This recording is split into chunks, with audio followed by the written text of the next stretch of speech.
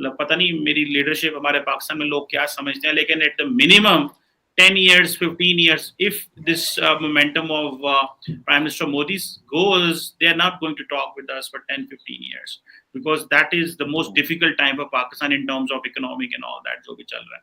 तो आप क्या समझते हैं कि आप क्या समझते हैं कि वो क्या ऐसा है जो इंडिया समझता है कि दैट वी शैल टॉक, क्योंकि ये चीजें बड़ी इंपॉर्टेंट है कि यहाँ पे पॉलिटिकल इक्विटी ठीक है हमारे पास नहीं है, फाइनेंशियली हम स्ट्रगल कर रहे हैं, we are fighting a war of our survival की जंग चल रही है। तो आप इंडिया के दिमाग में क्या है, when shall we talk with Pakistan, जब पाकिस्तान एक दोबारा रिसर्जेंस पे होगा, उस थोड़ा सा इस काबल हो जाए तो फिर बात करेंगे, या कि आप क्या समझते हैं, क्या माइंडसेट? चीमा साहब, अगेन इसके पीछे भी एक हिस्ट्री है, और एक जमाने में कई लोग ऐसे सोचते थे भारत में, और पुराने समय के लोग ऐसे भी सोचते हैं कि stable Pakistan is in India's interest, कि अगर इंडिया की इकोनॉमी बढ़ रही है तेजी से, इंडिया की पॉलिटिकल जो क्लाइमेट है इंडिया का वो स्टेबल है, इकोनॉमिक आउटलुक स्टेबल है, सब कुछ ठीक ठाक है इंडिया का, तो अगर बगल में आग लगती है तो आपको भी आएगी, आपको भी इम्पैक्ट करेगी। ये कई समय तक पहले की एक थिंकिंग थी इंडिया में, और ये बात सच है, ये थी थिंकिंग। अब बड़ी तेजी से थिंकिंग बदल रही है, और अब ये थिंकिंग आ रही है कि हमें कोई फर्क नहीं पड़ता, आग आएगी तो हम संभाल लेंगे, दैट्स ओके। अब मैं आपको बताता हूं है क्या ये बात। ये है कि चीमा साहब देखिए, आई नो मुझे इसमें पिटाई लगने वाली है, लेकिन ठीक है कह देते हैं। देखिए, India can not allow the China Pakistan economic corridor to succeed at any cost. वो हो नहीं सकता। अगर उसकी प्रॉब्लम गिलगिट बाल्टिस्तान में ना हुई तो उसकी प्रॉब्लम बलोचिस्तान में होगी, उसकी कहीं ना कहीं तो चीमा साहब प्रॉब्लम होगी। देखिए, चाइना अपनी मनमर्जी का नहीं कर सकता।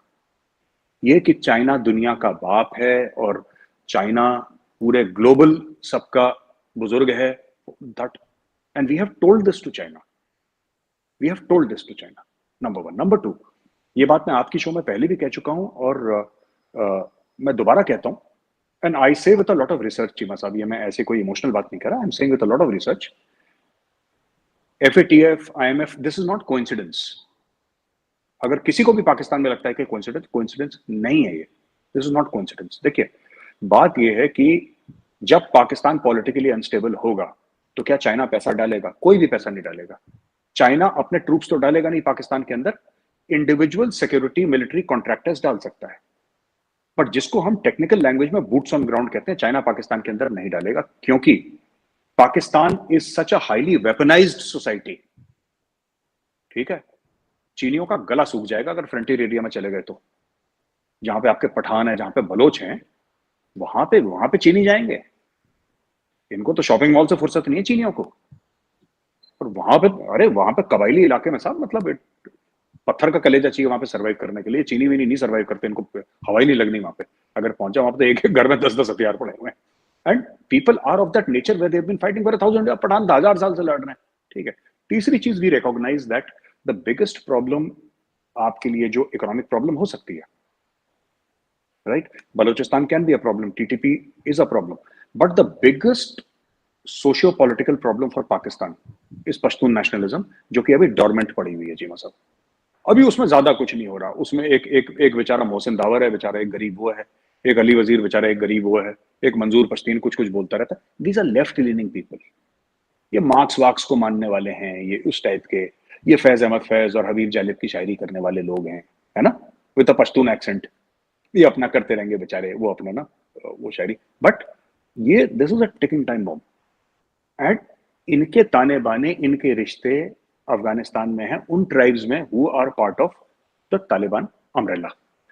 तीसरी बड़ी बात मैं आपको बताता हूँ चीमा साहब, ये जो एंगेजमेंट की आपने बात करी कि भारत कब एंगेज करेगा, भारत में अब ये चीज है कि हमें फायदा क्या होगा एंगेज करने में। अगर चलिए पाकिस्तान में रिसर्जेंस हो गया, पाकिस्तान की इकोनॉमी अच्छी हो गई, ठीक है, मैं आपसे पूछता हूँ चीमा साहब, let me ask you a question, आपने इतने पूछे, एक मैं आपसे पूछ लेता हूँ। अगर पाकिस्तान की इकोनॉमी अच्छी भी हो गई, ठीक है, और भगवान करे अच्छी हो जाए, 1-2 साल में रिकवर कर जाए, अपने पैरों पर बढ़िया खड़ी हो जाए, इंजन ऑफ ग्रोथ चालू हो जाए, विदाउट बोरोड ग्रोथ, जैसे आप अपने कई वीडियो में बोरोड ग्रोथ की बात करते हैं, उसको छोड़ के अपनी एक ऑर्गेनिक ग्रोथ हो जाए पाकिस्तान की, फिर इंडिया को क्या फायदा होना एंगेज करके? इंडिया में ये एक तासुर है, ये एक थॉट प्रोसेस है, ये एक थिंकिंग है कि what benefit will it give India. And यहां पे जवाब हर समय ये आता है कि ऐसा कोई हमारे लिए मेजर बेनिफिट नहीं है कि हम लोग बोले हाँ पाकिस्तान को जरूर बेनिफिट है, अगर इंडिया से ट्रेड खुल जाती है आपके 10-15 दिन के अंदर, एक महीने के अंदर एसेंशियल कमोडिटीज के प्राइसेस स्टेबलाइज हो जाएंगे, ये बात है। लेकिन अगर पाकिस्तान की इकोनॉमी कितनी भी अच्छी हो, मैं कह रहा हूं पाकिस्तान के एक्सपोर्ट डबल हो जाएंगे, पाकिस्तान के एक्सपोर्ट डबल हो जाएंगे सर, फिर भी you will remain a net importer of food grain. क्योंकि फूड ग्रेन तो आप लोग एक्सपोर्ट है, आप तो स्मगल होकर जाते हैं ना अफगानिस्तान, आपके गंदों बंदों तो सारा गदर वहां पहुंच जाता है, तो it is getting smuggled, dollars are getting smuggled. It is not that कि बड़े बड़े कोई फूड पार्क्स बने और आप फिनिश गुड्स भेज रहे हैं यहाँ पे, आपके दोहा कतर में आपके वो जहाज उतर रहे हैं कराची पोर्ट से और वहां पे जा रहे हैं और प्रॉपर सी फूड का आप लोग कर रहे हैं, कराची से या बलोचिस्तान से सी फूड वो पैक होकर जा रहा है, वो सब तो नहीं हो रहा है यहाँ पे।